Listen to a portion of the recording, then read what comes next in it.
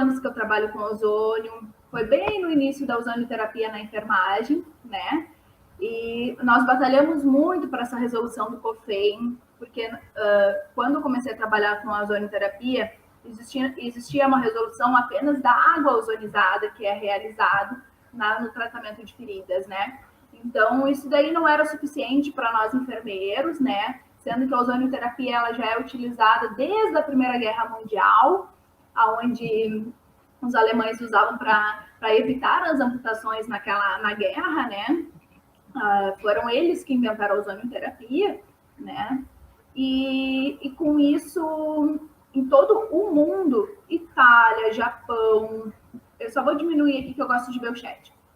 Itália, Japão, Venezuela, outros países, todos já utilizam a ozonioterapia há muito tempo. Mas nesses países, eles é ato médico, né? No Brasil, os médicos eles não podem fazer. Então, acaba entrando a enfermagem, que foi liberada agora para nós, né? A enfermagem, a fisioterapia, a farmácia. Então, mas só que faz um pouco tempo. A resolução do COFEM já faz acho que uns 3 anos, mais ou menos. Então, tem crescido muito para o enfermeiro essa questão de empreendedorismo, né?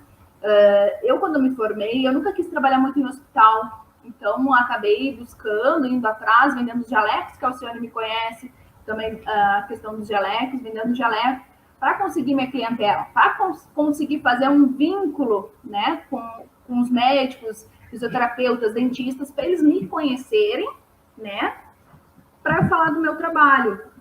Então, é muito difícil a gente chegar num profissional e falar da ozonioterapia, mas o que é isso? Eu nem conheço. Né? A primeira coisa que eles falam é isso. Então, eu chegava, mostrava o jaleco, conversava, tu conhece o ozônio? E falava com ele, mostrava meus antes e depois no tratamento de feridas, né? Então, com isso eu fui conquistando os profissionais da cidade e hoje eles me encaminham todos os pacientes, né? Faz 6 meses que eu já não vendo mais os jalecos, porque eu não consegui dar conta do consultório, do meu filho, que tem 9 meses, e acabei me desligando, né? E focando só na área da enfermagem. Hoje eu atuo em 3 cidades, né? Que é Pelotas, São Lourenço e Arroio do Padre. São Lourenço e Arroio do Padre é interior. Aqui em São Lourenço e Arroio do Padre, eles têm muita úlcera venosa, né? Por causa do trabalho do campo, ficar muito tempo em pé. Com isso, acaba tendo lesões há muitos anos. Eu tenho pacientes de 10, 15 anos, tem paciente de 50 anos de lesão. Então, é interessante ir para o interior para ajudar esses pacientes, né? Então, hoje eu vou explicar um pouquinho sobre a ozonioterapia para vocês, né? Já faz uns 5 anos que eu trabalho com essa técnica. A ozonioterapia, consigo passar aqui o slide? Consigo, tá. Vamos lá. O que é a ozonioterapia? Aí, a ozonioterapia, né? Eu queria mostrar aqui para vocês, mas eu não consigo levar o notebook, senão eu mostraria para vocês. Ela está ali, ó, lá no cantinho, né? Vocês podem ver que tem 2 cilindros de oxigênio ali no chão, né? Que um eu faço o atendimento home care e o outro aqui no consultório. Então, eu vou mostrando aqui para vocês. Qual a mistura? Como é que a ozonioterapia é feita, né? Como é que ela surge? Ela surge de um cilindro de oxigênio, né? Que aí, quando chega o aparelho, ganha uma descarga elétrica e forma 5% só de ozônio. Então, a retirada da ozonioterapia é 95% oxigênio, né? E 5% só ozônio. Aonde que ela foi, onde que surgiu a ozonioterapia, como eu tinha falado para vocês? Foi lá desde a Primeira Guerra Mundial, né? Então, os alemães, para evitar, como não tinha antibiótico na época, e para evitar a amputação, eles usavam a ozonioterapia, lá em 1914, tá? Aí, o que a gente fala sobre a ozônio, né, para evitar a amputação? No Brasil, existem 13 milhões de pés diabéticos, né? e muitas são acometidas pelas úlceras do pé, podendo evitar a amputação do membro. O que a ozonioterapia faz nesse pé diabético, né? A ozonioterapia ela se apresenta como promissora alternativa coadjuvante, que é o tratamento dessas lesões, pois ela é bioxidativa, né, com os efeitos antimicrobianos, promotora de neoangiogênese. Ainda causa o aumento local de número de fibroblastos, né, e melhora a capacidade de transporte de oxigênio. Por isso, os eritrócitos, para estimular o sistema imunológico, né? Então, sempre quando a gente vai fazer um bag de ozônio, que eu vou mostrar aqui para vocês. Isso daqui, ó, é um bag, é uma sacola. Cada paciente tem a sua individual, né? E aí, aqui a gente conecta ao aparelho, né? A gente conecta ao aparelho, a gente faz o vácuo da ozonioterapia, faz o vácuo do oxigênio que tem aqui dentro, né? Para depois colocar o ozônio. Por que a gente faz esse vácuo?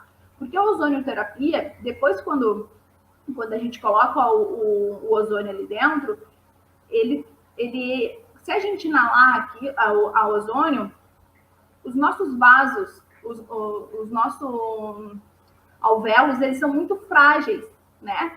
Então, o ozônio inalado, ele é tóxico, tá? Então, a gente tem que sempre fazer o vácuo. Quando vocês forem, se vocês querem trabalhar com ozônio, sempre tem que comprar um aparelho que faça vácuo, tá? Porque depois que a gente faz o bag, a gente precisa tirar aquele ozônio lá de dentro para tirar o bag. E senão passa mal, viu, gente? Eu já passei mal no início, né?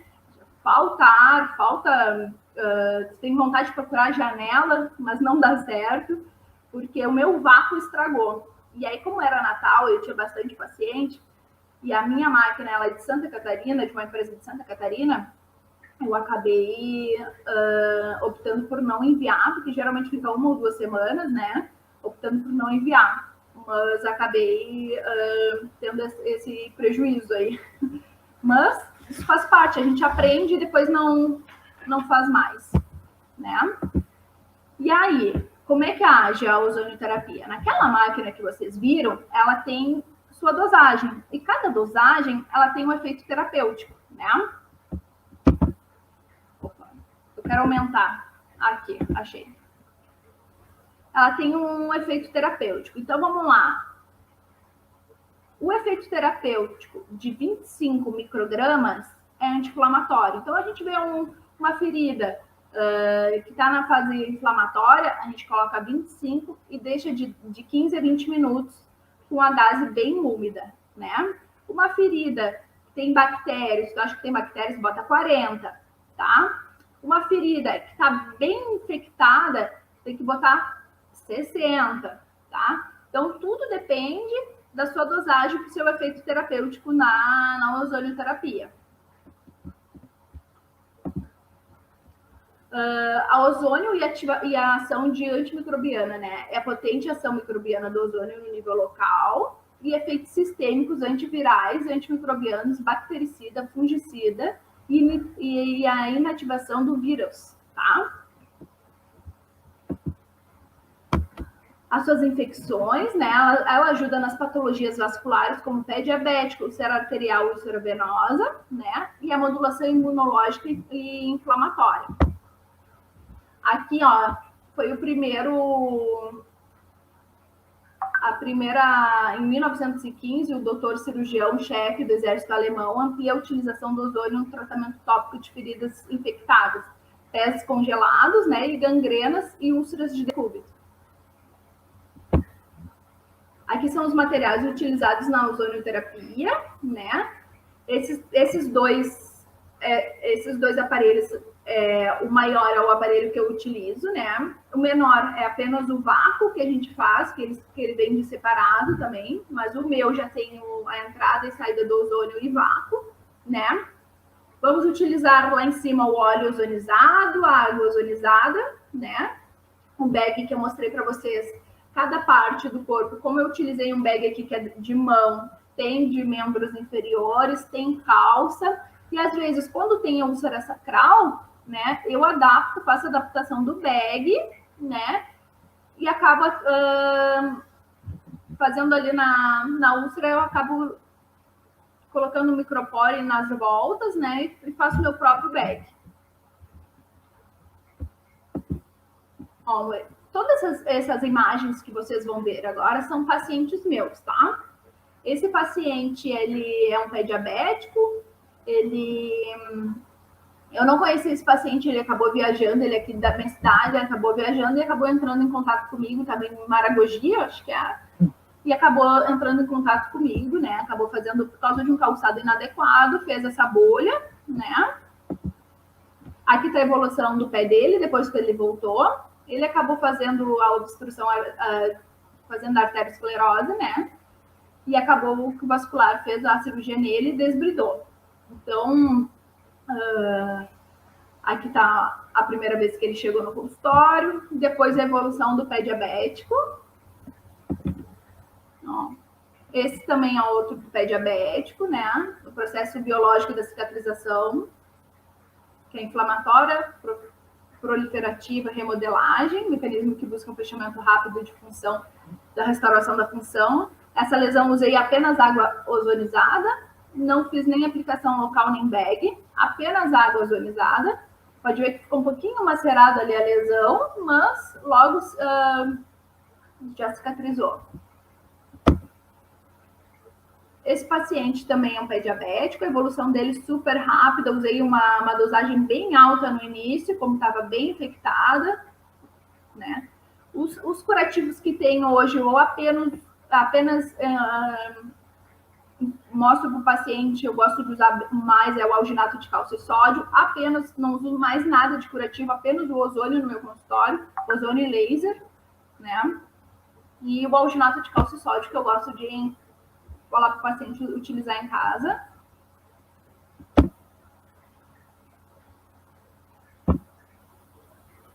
É aquele outro paciente, olha ali como é que é feito o bag, né? O bag a gente já estava fazendo o ozônio. A gente precisa deixar a ferida bem úmida para que o ozônio absorva. Opa, eu tirei meu óculos. Absorva bem, tá? Eu acabo botando uma gaze bem úmida com água ozonizada e depois acabo fechando a lesão com aquela gaze. Aqui outra evolução, né? Esse da bem da direita, não teve a amputação do membro, né? Que o médico queria amputar.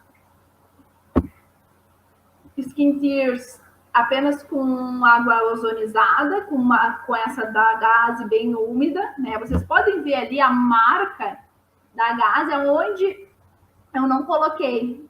A diferença que tá bem em cima lá, ó. A diferença da onde eu não coloquei a gaze bem úmida. A úlcera venosa. Esse paciente é aquele paciente que eu falei de 56 anos de lesão. Diferença da úlcera. Essa lesão da arma de fogo foi uma das minhas primeiras... meu primeiro paciente, né, já faz um bom tempo já, e ele teve a evolução em 25 dias. Como não é diabético, não depende nada de vascularização, então acaba sendo bem rápido. Apliquei o ozônio, a gente aplica também o ozônio via perilesional, com uma seringa, né? A gente pega o ozônio, que ele é um gás, tá, gente? Ele é um gás. Eu vou lhe pegar, vou mostrar para vocês numa luva. O que acontece?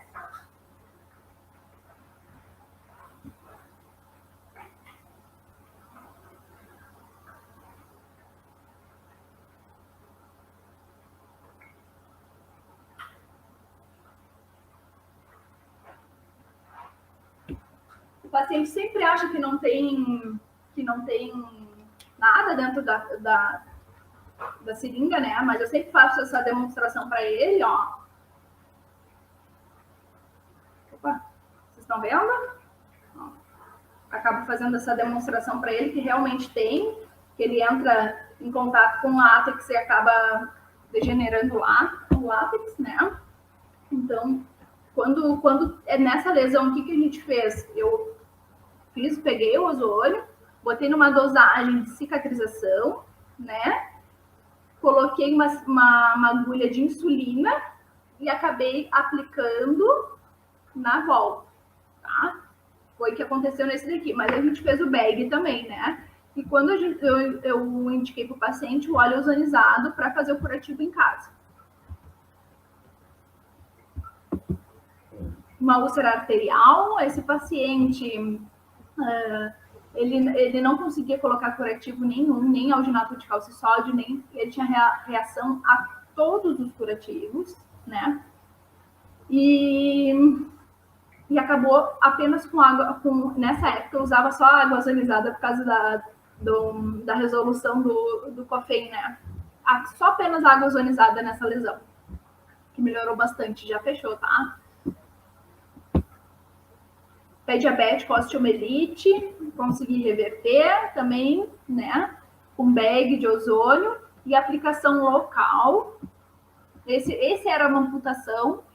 Essa daí foi minha primeira osteomielite, mas eu já tive uma outra que também a gente conseguiu reverter, que não precisou amputar. Mas o que eu oriento o paciente? Que ele vai ficar com o dedinho que nem salsicha, né? Como se fosse uma salsicha, que é a osteomielite. Que não vai ficar com o dedo normal, mas se ele quer realmente ter o dedo e não amputar, que eu consigo fazer o tratamento. E eles aceitam e eu acabo fazendo o tratamento e eles super apoiam a ficar com esse dedo assim. Então, vamos lá. Ainda na ozonioterapia, tá? Tratamento de feridas com ozônio, a gente tem a hidrozonioterapia, né? O que é a hidrozonioterapia? A hidrozonioterapia, ela não é igual a esse ozônio aqui, tá? Ela capta o oxigênio ambiente, tá? Que ele não é 100% oxigênio, que nem esse daqui que é medicinal, tá? Ele tem um pouco de ozônio, mas já ajuda bastante no tratamento de feridas, né? Com a borbulhagem ali da basqueta, né, acaba desbridando e limpando a ferida, tá? Eu não tenho aqui no consultório, mas futuramente eu quero ter. Então, o bom é mesmo é lavar a lesão com a hidrozonioterapia, né, com a água ozonizada que eu utilizo, para penetrar bem no tecido e estar úmido, né? Aí aqui calçar a bota plástica, né, na região, conectar o tubo bag e o vácuo e retirar, que nem eu expliquei para vocês, que precisa retirar o oxigênio, botar o ozônio e depois retirar de novo, né? Aí esse bag que a gente utiliza no paciente, ele é descartado, tá?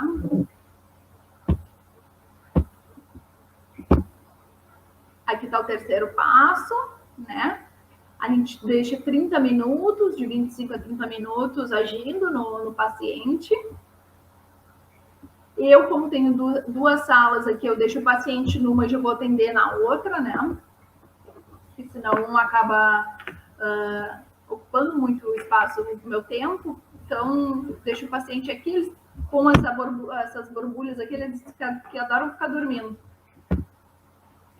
Aí, o terceiro passo no tratamento de feridas na ozônio, né?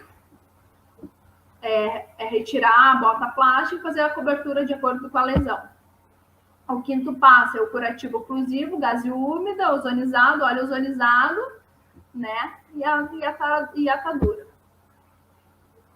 Isso aqui é uma orientação do paciente, né? Que a gente, quando tem a úlcera venosa, como vocês sabem, a gente enfaixa bem ou coloca alguma atadura, né, para ajudar no retorno venoso. Geralmente tem vários óleos ozonizados no Mercado Livre, em alguns sites. Sempre, cada uma tem uma dosagem, tá? E dependendo da dosagem, alguns arde um pouco na ferida. Então tem que cuidar bastante. Não é simplesmente comprar o óleo ozonizado, né, para botar na ferida. Então, geralmente, úlcera venosa, dependendo do óleo, arde, úlcera arterial também. Então, tem que cuidar bastante dos óleos que vão comprar na internet. O óleo ozonizado, ele é bem parecido com o Derstane, mas ele tem muito mais propriedades, né? O óleo de girassol. Muito mais propriedades do que o óleo de girassol. Então, ele precisa ser colocado na geladeira, né? Para não perder o ozônio que tem ali dentro, porque como eu disse para vocês, o ozônio gosta de ambiente úmido e mais frio, né? Então, a gente acaba deixando na geladeira, orientando o paciente a deixar na geladeira, né? As feridas infectadas, né? Que a gente bota uma dosagem bem alta para ficar mais limpa, né? Que aí a gente precisa borbulhar a água ozonizada a 60 microgramas, deixar 5 minutos. A máquina já tem esse borbulhamento, né? A gente bota 60 e ele 5 minutos ela se desliga, né? As feridas de granulação, então a gente vai diminuindo, vocês podem ver que a gente vai diminuindo a dosagem, né? Como da água ozonizada, como aplicação local, né? A água ozonizada a gente já diminui para 20 microgramas por 5 minutos e o bag para 15 microgramas. Como eu mostrei para vocês na tabelinha, né? Para fazer a remodulação celular.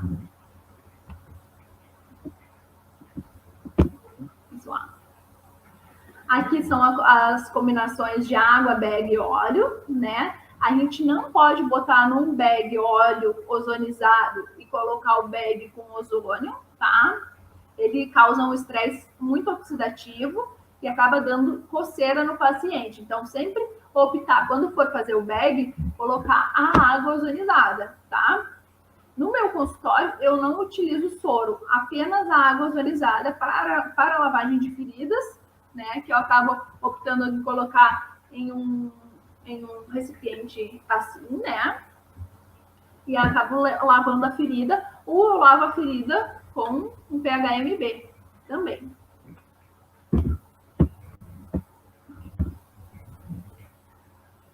Vamos lá. O ozônio irá dissolver secreções infectadas, esterilizará e promoverá a reconstrução de tecidos, né? No início da ferida contaminada, usar sempre a dosagem alta, né?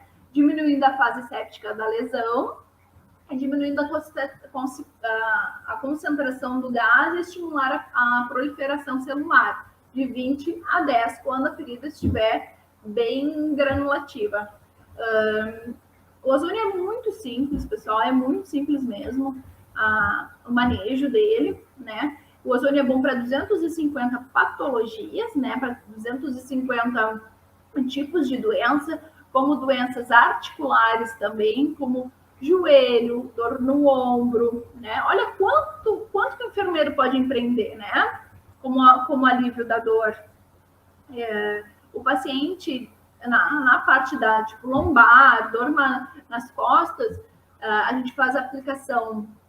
Essa aplicação tá legal no COFEM, tá? A gente pode fazer, tá? Essas aplicações, ela pode ser feita entre os discos, né? Com uma agulha de insulina, né? E ali já dá um grande alívio na dor do paciente, tá? Como ele é anti-inflamatório, analgésico, vocês imaginam, eu já reverti hérnia de disco, o paciente, não é brincadeira, o paciente trouxe ressonância antes e trouxe ressonância depois. Claro que não são uma ou duas sessões, né, pessoal? Eu, nesse paciente, usei 20 sessões. Então, com 20 sessões sem fazer cirurgia, então, como que ele estava feliz, né? Não precisar fazer cirurgia. Tanto que o médico não queria operar ele. Ele disse, olha, tu é muito novo para ser operado, então vamos tentar fazer outras coisas. Bursite, tendinite, eu já também consegui para tendão, então artrose, tudo é bom no ozônio, tudo dependendo da sua dosagem terapêutica, né? Quando for fazer curso, quando for fazer os cursos que tem da ozonioterapia, o COFEM ele exige 120 horas, tá? Que na minha época não tinha, a gente fui fazendo curso, mas na minha época o COFEM ainda não tinha liberado, não tinha falado quantas horas a gente precisava realmente para ser especialista em ozônio. Então, é 120 horas, né, que a gente precisa. E aqui vai o protocolo da água ozonizada, né, resfriar a água ozonizada na geladeira. A melhor água é uma água bidestilada, destilada, e ou de osmose reversa, tá? Aí estão as horas que o ozônio fica permanece dentro da água, né? Vocês podem ver que a de osmose é de 20 horas, né? A bidestilada 9 horas e a destilada é 1 hora, né? O calibre, né, do gerador é de 60 microgramas, ozonizar por 5 minutos sempre, né? E se deixar sempre na geladeira. E se o paciente quiser levar para casa, tá? A gente sempre congela a água, né? E antes dele utilizar, ele tira da geladeira. Aí que saiu errado, mas a necrose é sempre, em caso, quando tu vai avaliar uma ferida, ela está necrótica, a gente utiliza 60 microgramas, né? Quando está purulenta, 40 e granulação 20, né? De pós-cirúrgico, que a gente pode utilizar também, 10 microgramas. Então, vamos falar um pouco do óleo ozonizado, né, gente? O que é o óleo ozonizado? O óleo ozonizado, ele entra em contato com o exudato, né? Ele se decompõe lentamente o ozônio reativo, que dissolve prontamente na água, gerando peróxido de hidrogênio, LOX, e pode ser explicar prolongadamente a atividade desinfetante e estimuladora, tá? Como eu contei para vocês, o óleo ozonizado, ele pode ser utilizado também como anti-inflamatório em dor, né? Tem várias marcas, comentei para vocês, existem outras marcas também, que são essas daqui, que já vem em creme, ó, já vem em creme, que a gente utiliza para a questão de dor da artrite e artrose, né? Então, o óleo de ozônio, ele não tem um cheiro assim, ó, maravilhoso. Ele o ozônio tem um cheiro característico de peixe, tá? Então, todos os óleos, eles têm esses cheiros também. Então, ele não eu acabo falando com o paciente, às vezes o paciente se sente um pouco enjoado com o cheiro, né? E então eu peço para suspender o óleo. Mas tem outros que não dão muita bola. Existe óleo também comestível, né? Não são todos. É um óleo de tutti-frutti, que ele é feito para pingar, ou em mucosite, né? Então, eles acabam sendo comestível. Aplicação subcutânea, como eu mostrei para vocês, né? A angulação, como é que tem que ser a angulação, né? 1 ml por 10 microgramas, né? Para estimular, eu fiz agora, no último mês, bastante úlcera sacral pós-Covid, né? Vieram duas úlceras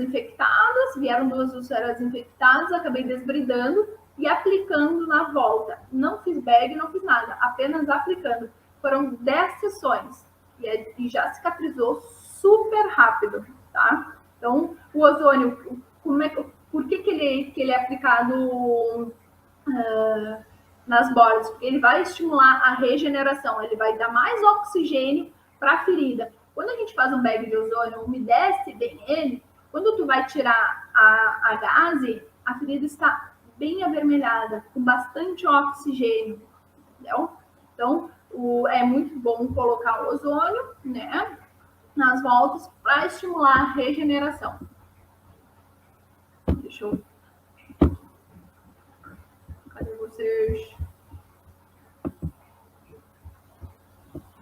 Vocês têm alguma pergunta?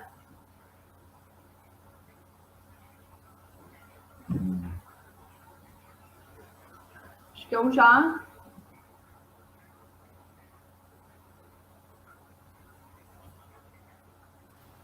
Tem sim, Tássia. Tem algumas perguntas, sim. Deixa eu ver aqui. Eles perguntaram. O pessoal aqui pode colocar até aqui para passar para as pessoas lerem.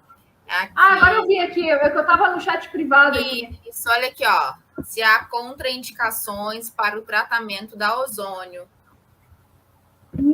Tem. Opa, saiu aqui. Tem algumas contraindicações, tá? Quando a gente for fazer um tratamento de ozônio sistêmico, tá? O ozonioterapia sistêmico, ele é via retal, né? e tem a hemoterapia. Como é que é feita a hemoterapia? A gente tira sangue do paciente, né? Primeiro a gente tira o ozônio ali do local, né? Ali da máquina, coloca uns 5 ml e tira sangue do paciente. Dá uma misturada e aplica no músculo do paciente. Isso daí é a hemoterapia, né? Quando a gente vai fazer esse sistêmico, né? E também a via retal, a gente precisa pedir alguns exames para o paciente. Esses exames, tá? Os enfermeiros podem pedir, mas somente na rede privada, tá? Então a gente pede alguns exames e aí tem essa contraindicação de que se a G6PD dele estiver baixa, né? Acaba não realizando. E também paciente diabético com descompensado também não consegue fazer, mas apenas sistêmico, tá? A aplicação tópica de tratamento de feridas não tem problema.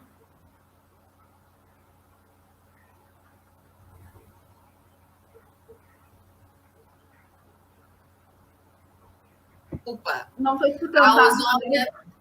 A ozonoterapia também atua na prevenção de feridas ou na revascularização? Na prevenção, apenas o óleo ozonizado, né? Para, se caso estiver ali com rubor, alguma coisa assim, a gente bota o óleo ozonizado. E na revascularização, via retal só, que tem protocolo. Para ajudar nas células, o nosso intestino, ele absorve, né? E acaba passando para todo o corpo, né? Para todo via sistêmico e acaba ajudando na revascularização.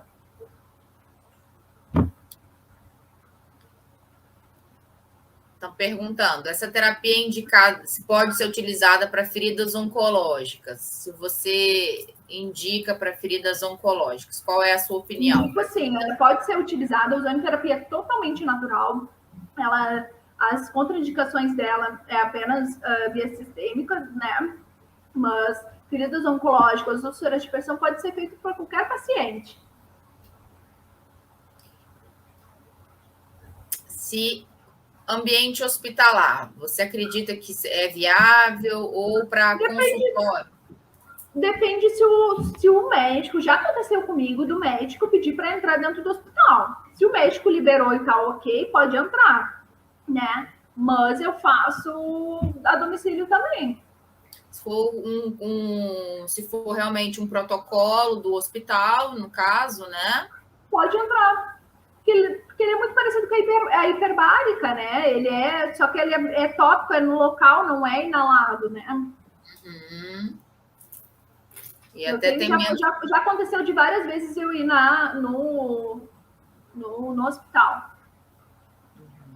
Mas assim, a gente não vê esse protocolo nível hospitalar, mas se for, no caso, uma prescrição médica e a família quiser, no caso, no particular, enfim, né? Ou então for tipo a comissão de curativos, enfim, quiser instituir isso, uma prática dentro, né, do ambiente hospitalar, por que não? A gente tem resolução que nos respalda, por que não? Realmente. Mas eu acredito, Alcione, com o aumento da ozonioterapia, daqui a uns 2 anos já vai estar dentro do hospital. Certamente. Sim, é só realmente criar protocolos, né? Com certeza. Já falou aqui, acho que é isso. Agora, já terminou as perguntas, agora só elogios. Já adoraram a explanação dela. Todo mundo adorando, achou muito interessante. Outra pergunta, aí até os transplantes. Perguntando sobre os transplantados. Seria enxerto de pele? Dá. Pode. Na rede pública, eu vi ali. Uhum. Em algumas cidades existe, tá? Mas precisa muito do profissional querer. Geralmente a tua equipe não é. Um da equipe quer, o restante não quer. Porque é difícil de um profissional ir atrás, eu quero ajudar, eu quero isso, é muito difícil. Ele vai, mas a equipe não. Ele ajuda, mas o outro não. É muito difícil. Porque assim, como ainda está ainda é uma prática ainda muito, não é que seja nova, né? Ainda as nossas resoluções ainda estão ainda muito nova, né? E dentro das práticas integrativas é uma prática ainda que o enfermeiro tem uma resolução muito nova, então ainda é tudo muito novo, né? Para a enfermagem ser uma prática muito nova, dentro, como eu vou te dizer, de nível de resolução, enfim. Então, eu acredito que ainda isso vage, por isso que é importante fazer assim, a gente discutir, fazer realmente uma discussão sobre o tema, falar sobre isso. Tanto, Tassi, que a gente ia nos eventos de lesões, de feridas, a gente quase não ouvia falar sobre ozônio, né? Então, é algo que realmente... Eu fui a primeira enfermeira falando de ozônio nos eventos. Isso. A primeira a mostrar. Então, são temas novos, antigos, mais novos, que a enfermagem está abraçando, e isso é muito bom, né? A gente cada vez mais. Tipo, PIC, né? As PICs, assim, a gente ainda tem muito preconceito com as práticas integrativas, por ser práticas, tipo, que são as práticas integrativas todas, né? Não só a fito, enfim, são práticas ainda que a sociedade ainda tem um certo preconceito, né? A medicina, nem todos, até a própria enfermagem em si olha com um pouco assim, nossa, certo preconceito. Então, as práticas mais convencionais ainda tem um destaque muito maior frente, né, à área da saúde em si, até a própria enfermagem, né? Então, assim, a gente no Congresso, a gente tem um destaque maior com as práticas convencionais. Os curativos convencionais têm maior destaque, até por conta do dinheiro, por conta dos financiamentos da indústria, etc. Então, assim, a gente sabe disso. Então, e a gente quase não discute isso na graduação, sobre as práticas integrativas, enfim, sobre essas... Porque é uma tecnologia também, né? Enfim, então a gente tem... Por isso que é tão importante fazer essa integração e fazer eventos que discutam e falem um pouco dessa temática, até porque tem espaço para todo mundo, e as pessoas estão cada vez mais querendo práticas integrativas, né? A gente tem hoje, cada vez mais. Isso. Hoje, como eu falo na fitoterapia, as pessoas estão querendo cada vez mais elementos naturais. Por exemplo, eu quero cada vez mais.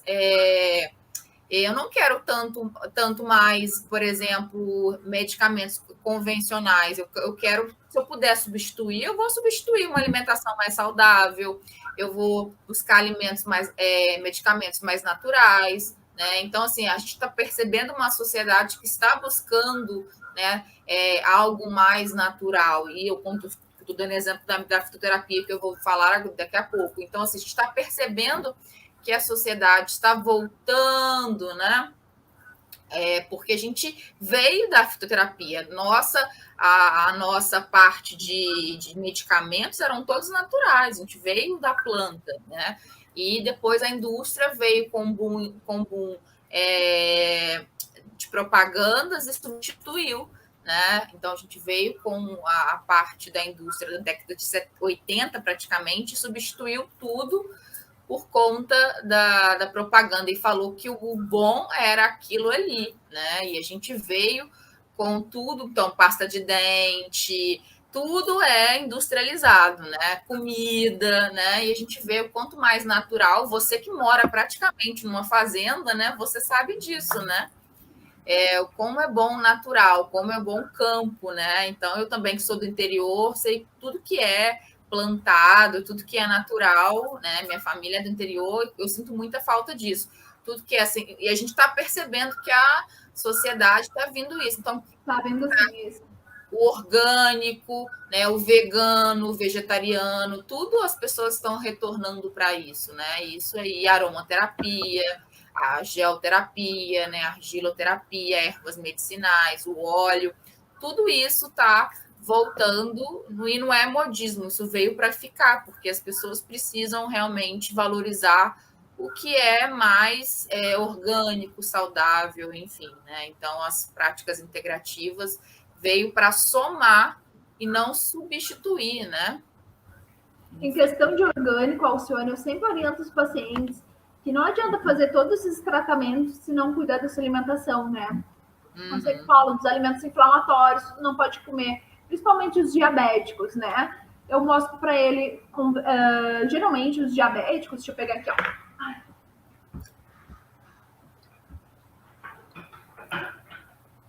Eu tenho tudo didático, né? Geralmente os diabéticos eu mostro, ó, seu corte de unha, o que o senhor for fazer, pode acabar lesionando, pode dar uma amputação ou uma osteomielite, né? Eu acabo fazendo essa parte mais didática para o paciente, eu acabo mostrando para ele, por causa da alimentação dele, dá obstrução nas artérias, né? Dá aquela lesão que ele está no pé, né? E que não é só o meu tratamento que vai salvar. Ele tem que se ajudar também, ele que tem que se alimentar melhor, né? Ele que tem que parar de comer alimentos inflamatórios. Eu falo para ela, o que são alimentos inflamatórios? Açúcar, farinha, deixar de comer o pão. Então, acaba optando mais para carne, se o senhor gosta, mais pelo ovo. Pelo menos um tratamento, né? Para evitar essa amputação. Mas, como eu tenho uma nutricionista aqui na clínica, eu acabo sempre passando para ela os pacientes, né? Então, eu digo para ele, procura a nutricionista que ela vai te dar um apoio para ela ajudar nessa lesão, né? Existem os alimentos que ajudam na cicatrização, né? Que são os alimentos, a proteína, né? Que ela traz mais colágeno para a cicatrização. Então, é tudo um conjunto, né? Não é só comigo. Eu não vou conseguir reverter essa lesão sozinha, né?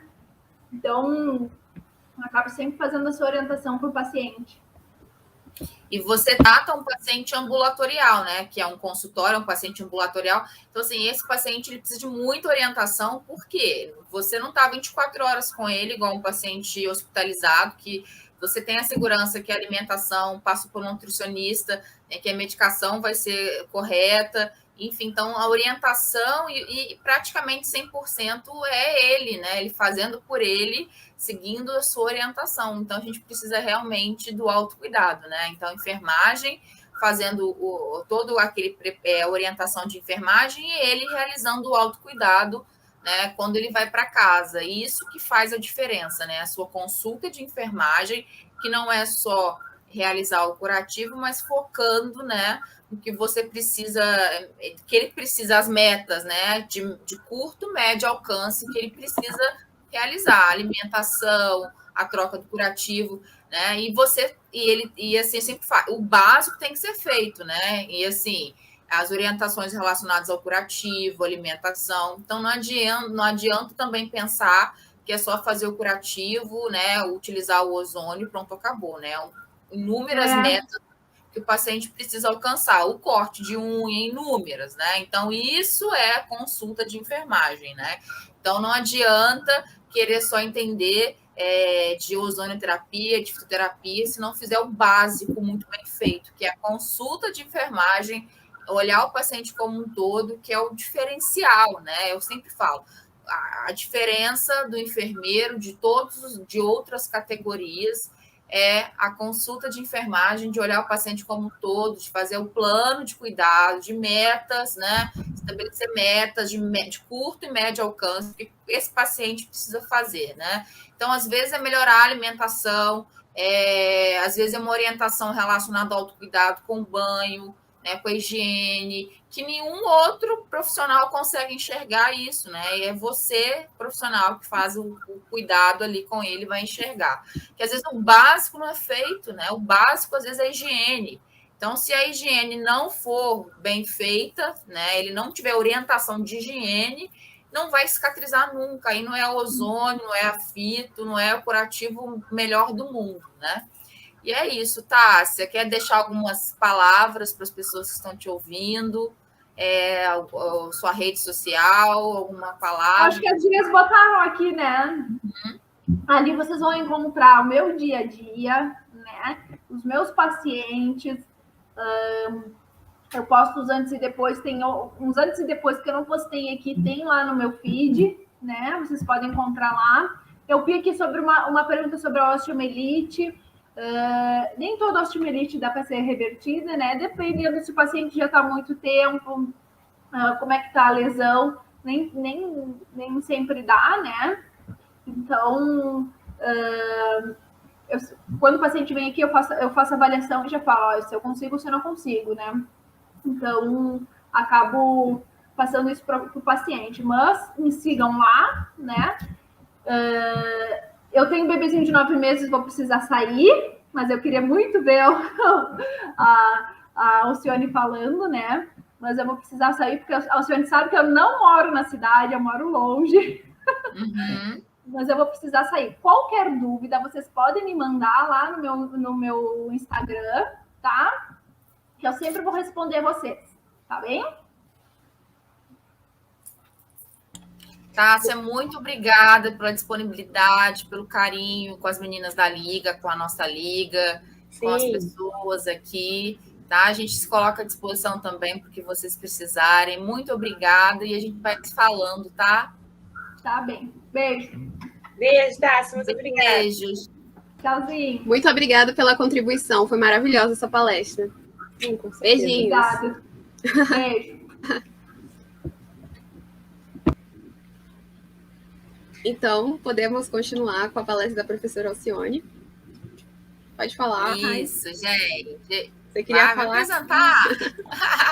Vou apresentar essa professora incrível, gente, de uma liga muito bonita, muito boa. Eu sou uma professora orientadora. A Alci chegou na Unirio, a gente já agarrou ela, e eu, com muito carinho, com muita dedicação, assim, ela tem se envolvido nos projetos da Liga. E agora ela vai falar sobre fito, fito no tratamento de feridas. E ela tem bastante bagagem sobre isso, ela tem um curso, ela ministra curso sobre isso. Então, eu espero que vocês aproveitem bastante o que ela vai falar e que realmente seja agregador para vocês, tá bom? Prof. Com certeza. Muito obrigada, professora. Que bom. Então, assim, fico feliz que vocês estão, assim, que muitos de vocês estão aí gostando. Mandar um beijo para a Verinha, que está assistindo, nossa professora, minha parceira. Foi um evento pensado, a Vera também adora práticas integrativas. A gente pensou em unir, né, tanto a Liga de Feridas com a Liga de Práticas Integrativas. E a gente pensou em falar um pouco de fitoterapia, que é uma prática que eu vivo diariamente, e eu pensei em trazer um pouquinho da fitoterapia na cicatrização de feridas. E eu vou compartilhar com vocês aqui.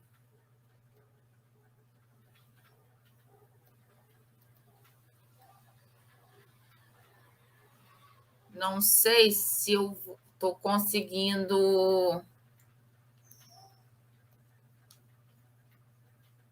Espera aí. Vocês conseguem ver, gente, ou não? Como é que é? Me falem. Professora, coloca para apresentação no canto direito, inferior direito. Espera aí, inferior direito. Não estou conseguindo ver isso, mas... Para apresentar tela, alguma coisa assim. Mas não está aparecendo, é isso? Está aparecendo a sua tela toda, coloca lá Nossa, de novo. Várias vezes, né? Nossa, que coisa linda. Coloca na apresentação novamente, por favor, professora. Espera aí. Deixa eu fechar aqui, espera aí.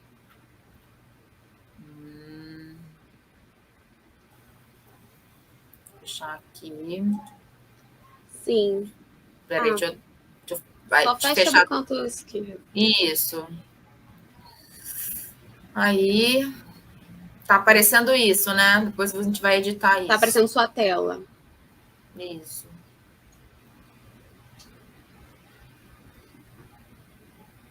Interrompi. Vamos lá, compartilhar. Compartilhar a tela. Compartilhar a tela.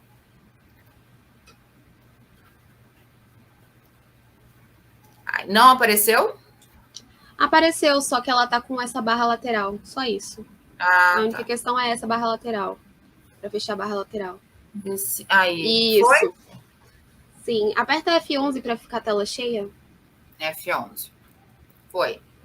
Isso, perfeito. Então, tá. Consegui. Me deixou nervosa.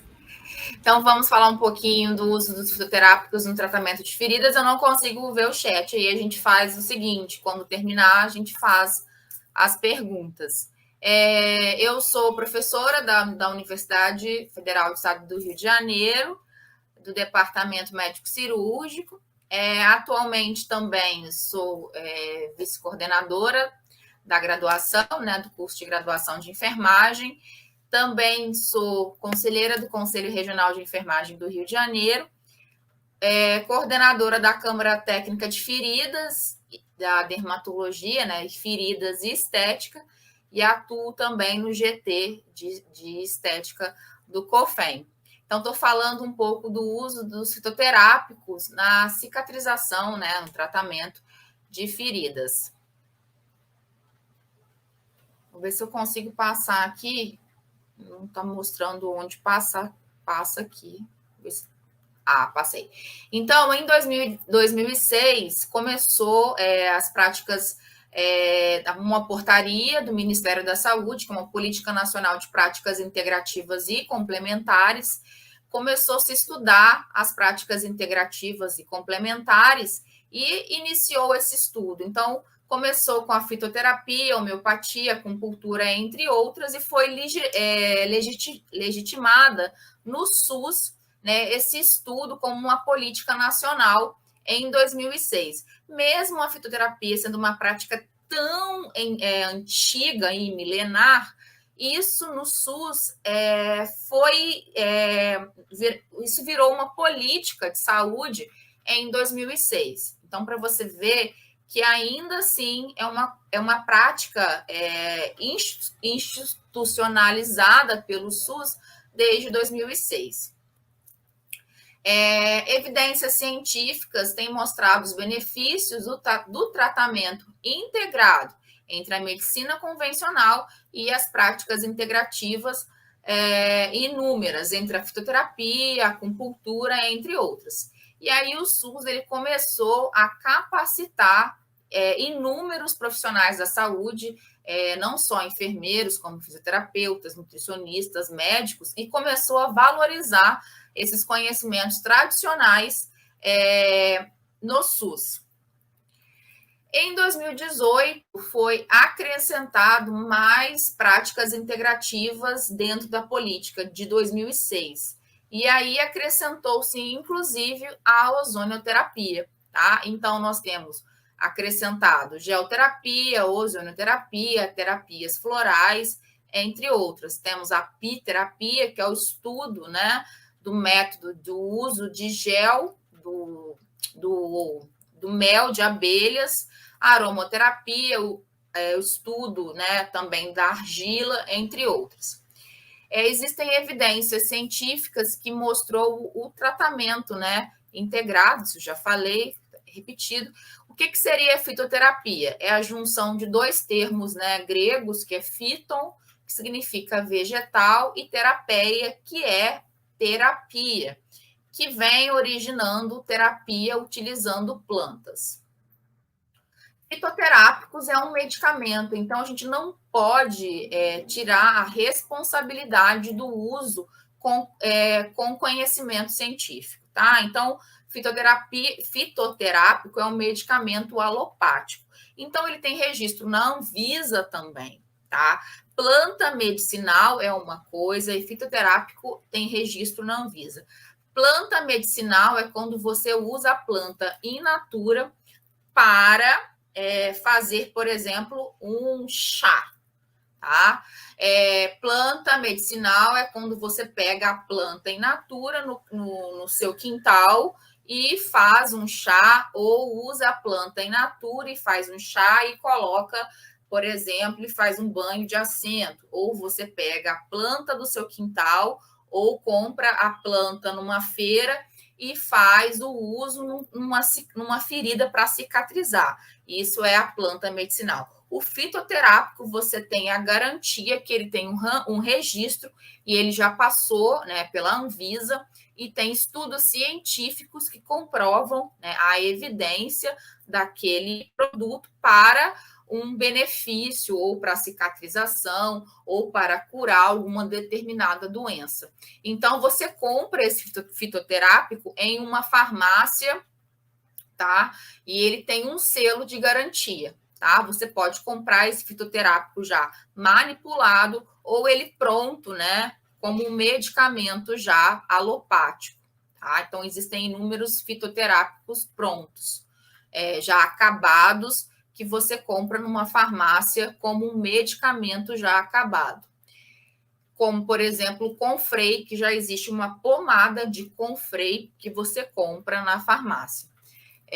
Como o Barbatimão também, que já existe uma pomada de Barbatimão pronta na farmácia. Como a camomila, que já existe várias pomadas de camomila na farmácia, que você compra a pomada pronta. Como o ginseng, que você compra, por exemplo, comprimido de ginseng na farmácia lá, que vem a bula, tudo direitinho, tá? Então, ele é um fitoterápico. Medicamento obtido, o que é um fitoterápico? É um medicamento alopático, porque já tem ele é da família, obtido empregando exclusivamente matérias-primas de vegetais. É caracterizado pelo conhecimento de eficácia e riscos do seu uso, assim pela sua reprodutibilidade e constância de sua qualidade.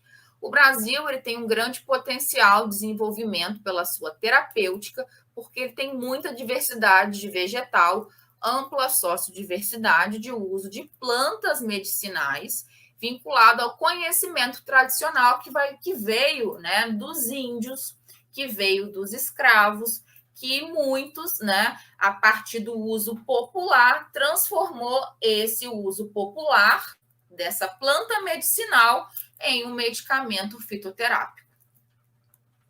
Fitoterápico, então, ele vai ser um medicamento à base de plantas, uma preparação à base de plantas ou um produto acabado à base de ervas, tá? Um chá, por exemplo, de fitoterápicos.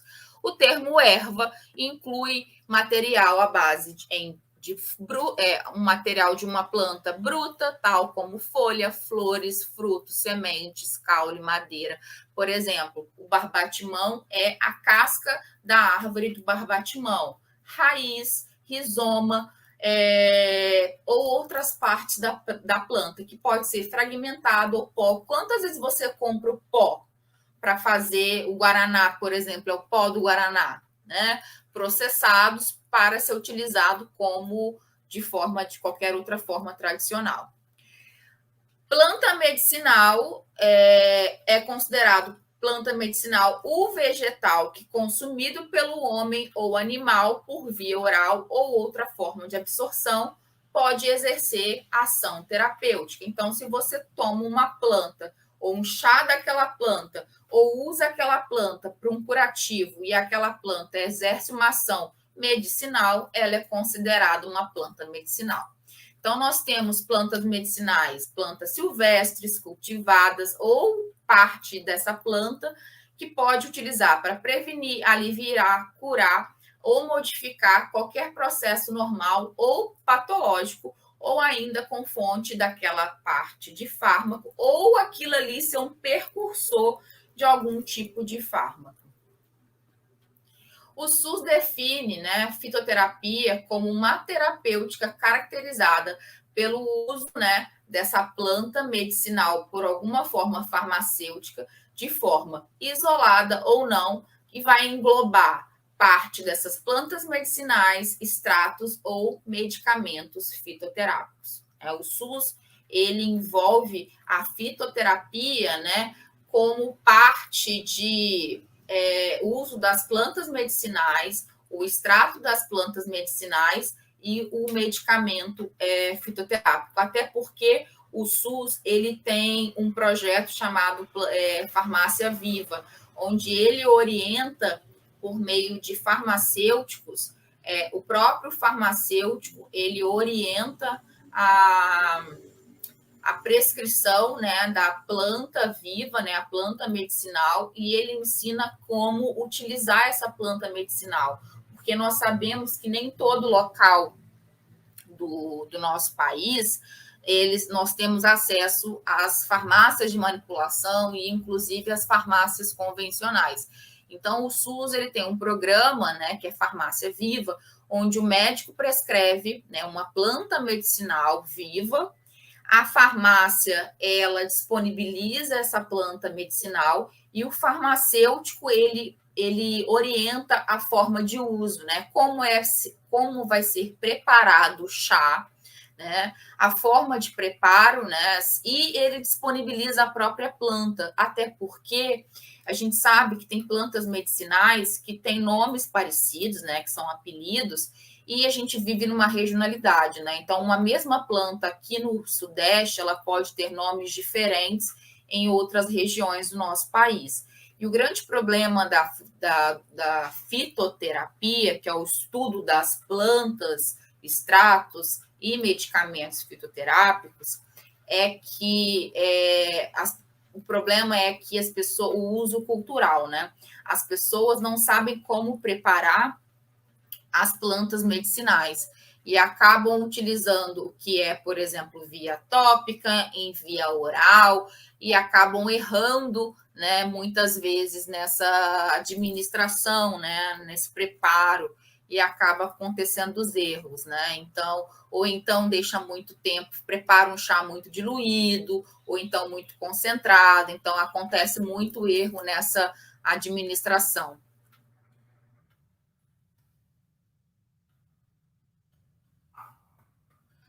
Existe uma RDC de 31 de março de 2010, então, que acaba dizendo, né, que existe uma segurança, né, no preparo dos medicamentos fitoterápicos, né, que falam que eles são feitos exclusivos de matérias-primas vegetais e que essas matérias-primas, existem estudos que comprovam a eficácia por meio de documentos e evidências clínicas, então não é porque são produtos, medicamentos que são feitos, né, por matérias-primas ativas vegetais, que eles não têm segurança farmacológica e evidências clínicas. Então, os fitoterápicos são regulamentados no Brasil com medicamentos convencionais, eles apresentam critérios de qualidade e segurança normal, como todo medicamento, e assim é preciso que esses medicamentos fitoterápicos precisam ter, as pessoas que utilizam os medicamentos fitoterápicos precisam entender que não é porque eles são à base de plantas que eu não posso utilizar de forma controlada. Então, eles também eles podem também apresentar reações adversas,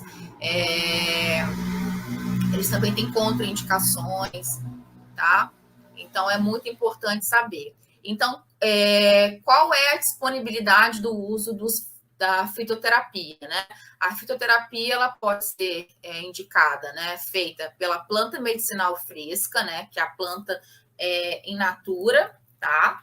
Você pode oferecer a planta medicinal seca, que aí ela é seca, né? E aí você pode fazer por qualquer a planta fresca, a planta seca, e aí seria a planta in natura, ou o fitoterápico aqui manipulado, ou o fitoterápico industrializado.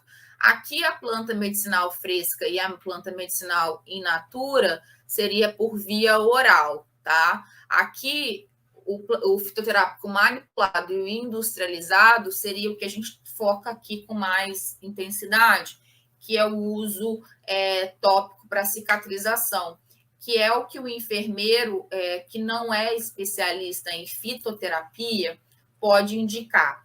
O enfermeiro especialista, né, que faz pós-graduação em fitoterapia, para ele poder indicar chás, para ele indicar, né, a planta medicinal in natura por meio de comprimidos, chás, etc., que é a planta medicinal seca, né? Ele precisa fazer uma pós-graduação com carga horária acima de 360 horas e registrar a sua pós-graduação no Corém regional, da sua regional. Para eu prescrever um fitoterápico manipulado ou utilizar o fitoterápico industrializado de nível tópico, né, para cicatrização de feridas, eu não preciso ter especialidade, tá? E aqui eu vou indicar alguns fitoterápicos de tópico que o enfermeiro, né, ele precisa ser capacitado, que ele pode prescrever, né, para uso tópico. Nós temos a calêndula.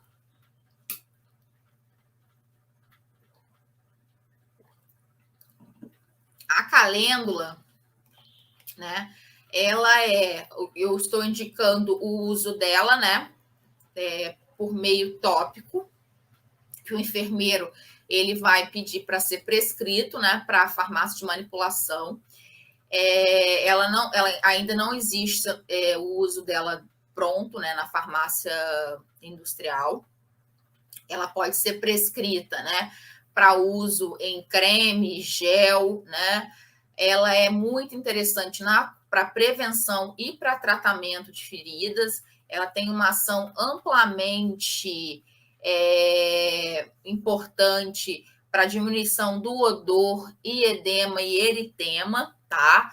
Ela tem uma importante indicação para prevenção de infecção.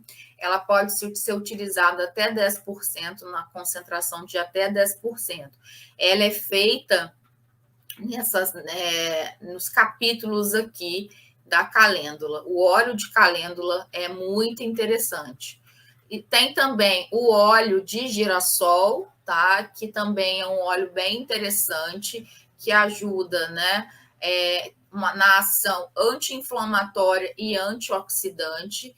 Também é bem interessante para ser utilizado tanto na prevenção e tanto na cicatrização de feridas. Ele é indicado para qualquer tipo de pele, você pode indicar tanto no uso de um creme quanto no uso de um gel, por exemplo, na farmácia de manipulação.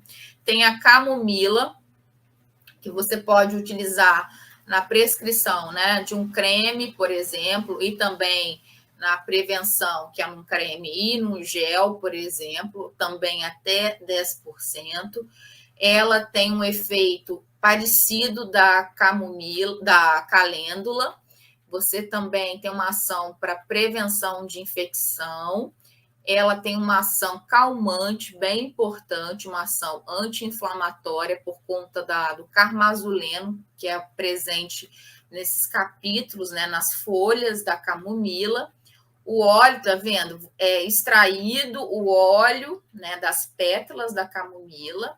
Ela é muito interessante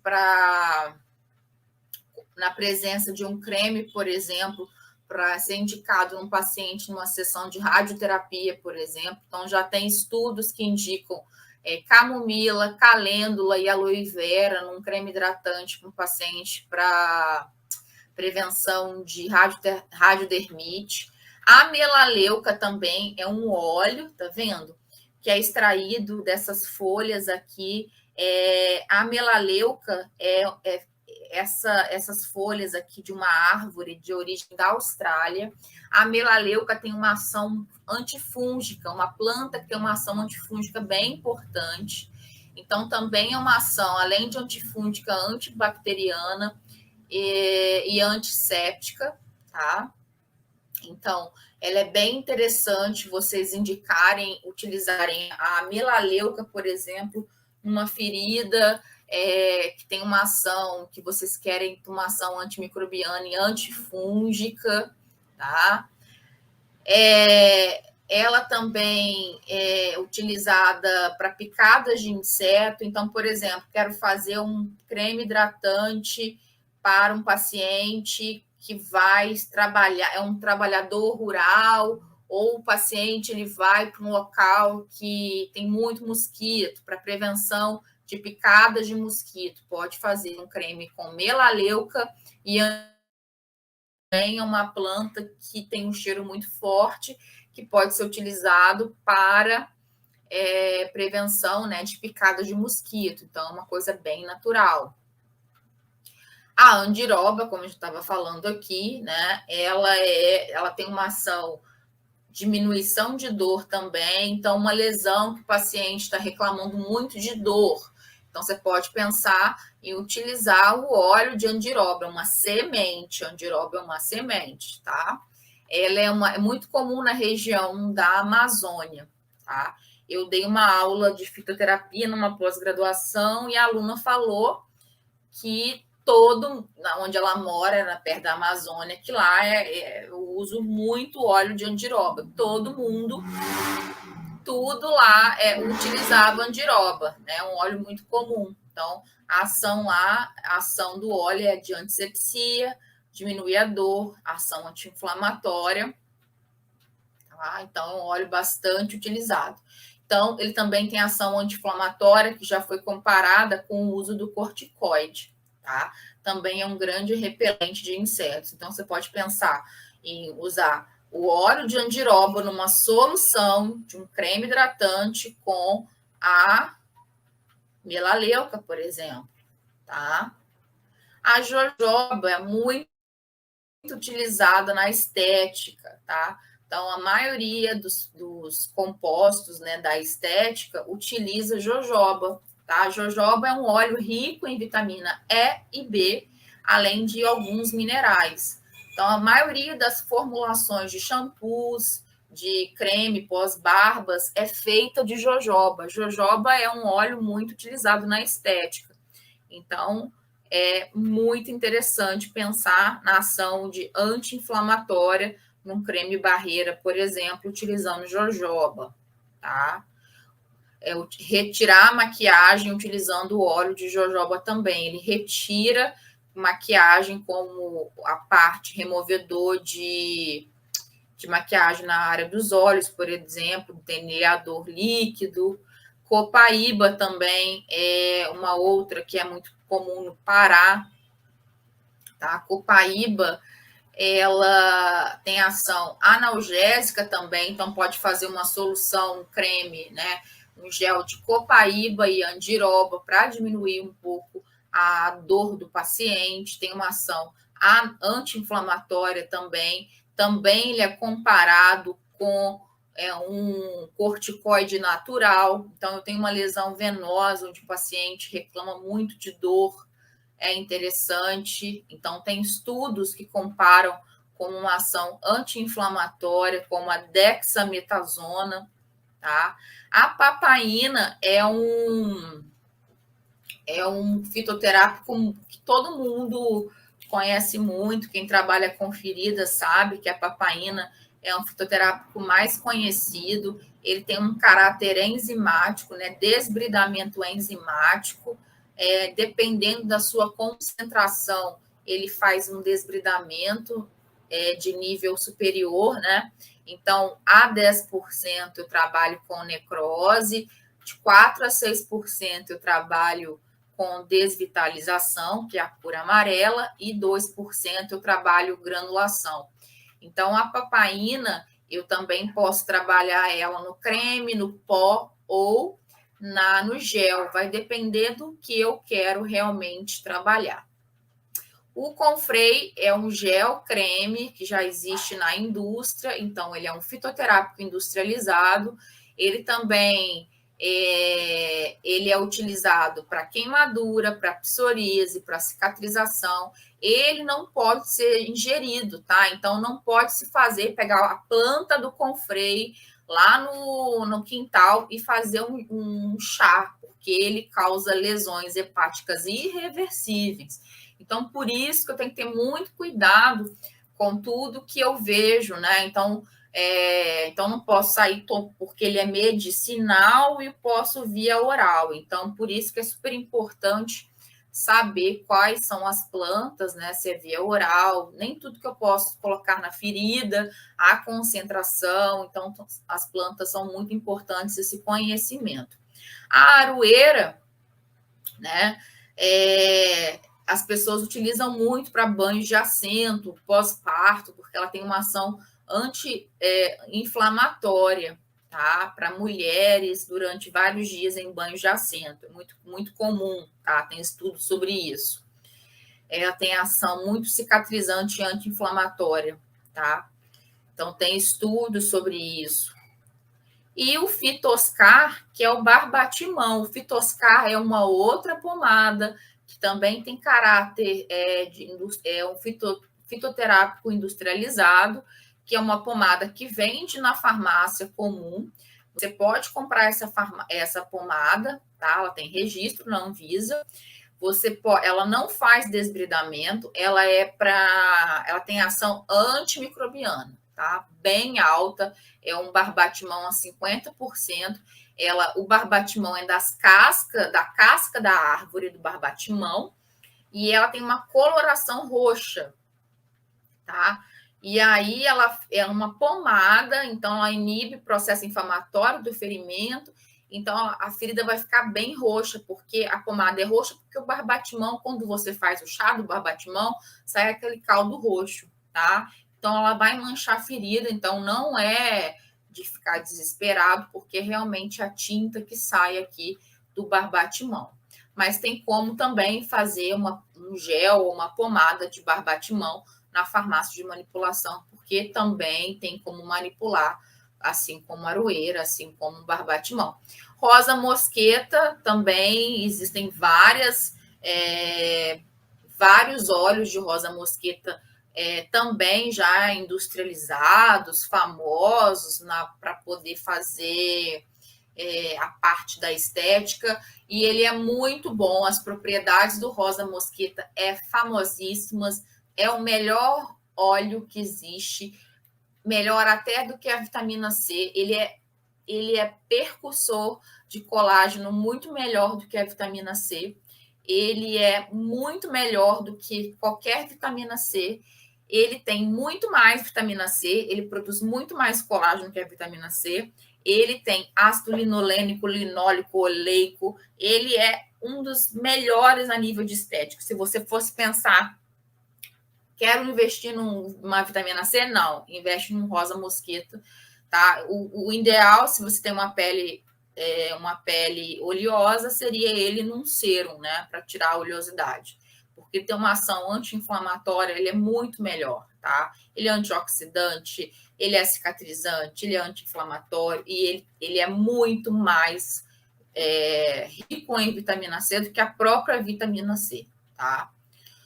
A aloe vera é a babosa, tá? Ela é uma planta que vem desde a Bíblia falando sobre ela. Os soldados lá do Egito atrás usavam a babosa quando eles se feriam lá nas guerras, lá nas lutas, tá? Ela é rica em vitamina C, ela é rica em vitamina A, B1, B2, C, tem ação anti-inflamatória, antibactericida, umectante, nutritiva. Queimadura, tá? Tem um estudo agora atual que comparou queimadura, aloe vera, com queimadura com sulfadiazina de prata, mas as queimaduras eram bem mais simples, tá? E aí foi bem mais, cicatrizou mais o gel de aloe vera do que a sulfadiazina de prata e é bem mais barato, tá? Só que o que acontece? As queimaduras eram simples, tá? Então, assim, não posso falar que o aloe vera vai ser melhor com todas as queimaduras, tá? Mas queimaduras simples, aquelas queimaduras que vocês queimam no fogão ali, aquelas queimaduras que vocês encostam, me queimei ali no sol, né? Aquela queimadura que dá umas bolhas mais superficiais, o gel de aloe vera te ajuda, tá? E um artigo também que utilizou aloe vera, calêndula e camomila foi muito legal para prevenir radiodermite, que é uma ferida que é muito comum em quem faz radioterapia. E aqui para vocês, né, todas as minhas redes sociais, meu Instagram, que é Alcione Abreu, e meu